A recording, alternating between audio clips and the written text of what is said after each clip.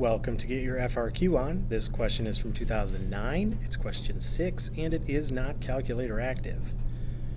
In the question stem, we briefly define a function f. The only thing we know about f is that it exists, but we are also given a piecewise function for f prime of x.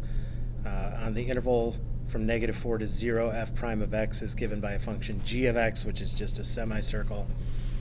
And for values of x between 0 and 4, f prime of x is given with an exponential function, and we are also provided with a graph for f prime of x. In part A, we're asked to identify the inflection points that the function f has on the interval from -4 to 4 and to justify our conclusion that it has one. All right, so the graph of f will have an inflection point at values of x for which the derivative of f switches between increasing and decreasing. And that can be in either order. It could start increasing, change to decreasing, or start decreasing, change to increasing, whichever. All right, so based on the graph of f prime provided, f prime of x will change between decreasing and increasing at x equals -2, so we conclude that f will have an inflection point at x equals -2. And we also see that f prime changes from increasing to decreasing at x equals 0, so we would also conclude that f has an inflection point at x equals 0. In part B, we are asked to find f of -4 and f of 4, given that f of 0 is 5. That comes from the question stem. Both of these can be found using the fundamental theorem of calculus. F of -4 would be f of 0 plus the integral from 0 to -4 of f prime of x dx, which, given that f of 0 is 5, is going to be 5 minus the integral from -4 to 0 of g of x dx, which turns out to be 5 minus 8 minus 2 pi, which eventually simplifies to 2 pi minus 3. All right, so f of -4 is 2 pi minus 3. F of 4 would be f of 0 plus the integral from 0 to 4 of f prime of x dx, which would be 5, plus the integral from 0 to 4 of 5 e to the -x cubed minus 3, which is going to be 5 plus the antiderivative of all of that evaluated between 4 and 0. It's not a calculator active question, so you would have to be able to find this antiderivative yourself and then be able to evaluate it.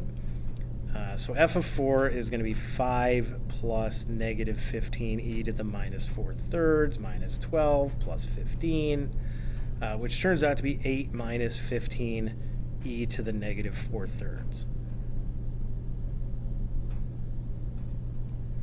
In part C, we are asked to find the x value where the absolute maximum for f occurs on the interval from -4 to 4 and to justify.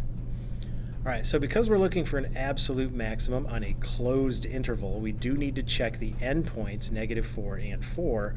We also need to determine if there's any points in between -4 and 4, which could also be a maximum value. So the function f can have its maximum or absolute maximum either at an endpoint of -4, 4, or somewhere else in that interval, such that f prime of x equals 0, or does not exist. All right, we're given that f prime is itself continuous, which means that it's defined everywhere. So f prime of x is never going to not exist. So we're only looking for values of x where f prime of x is actually equal to 0. All right, we're given that f prime of x is equal to 0 when x is equal to -2 and when x is equal to 3 times the natural log of 5/3. That's all in the question stem. We don't have to determine that at all.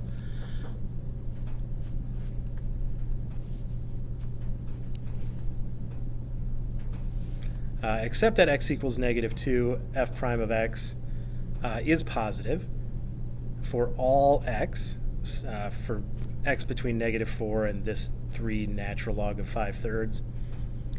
So we may conclude that f of x is increasing on that interval from -4 to 3 natural log 5/3. And since it's increasing, f of -4 would be less than f of -2, which would be less than f of 3 natural log 5/3. Since f prime is negative for all x such that x is greater than 3 natural log 5/3 and less than 4, we may conclude that f of x is decreasing on that interval, right? And that f of 3 times the natural log of 5/3 is greater than f of 4. Therefore, given all these inequalities, the absolute maximum value of f is when x is equal to 3 times the natural log of 5/3.